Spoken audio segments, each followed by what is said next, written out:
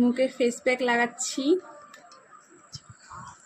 দিদি বানিয়ে দেয়, আমি পারি না, আমি শুধু লাগাই। আয়নাতে ফোকাস করবি, আয়নাতে পেছন দেখতে হবে।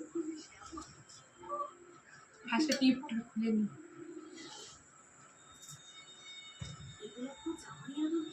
তো আজকে আমি দিদিকে ক্যামেরাম্যান বানিয়ে দিয়েছি, বললাম আজকে তুই আমার ভিডিও কর, কারণ আমার দুটো হাতেই তো বন্ধ, তো আমি কোন হাতে আমি ভিডিওটা করব, তাই বললাম না তুই কর, আজকে তুই দেখা।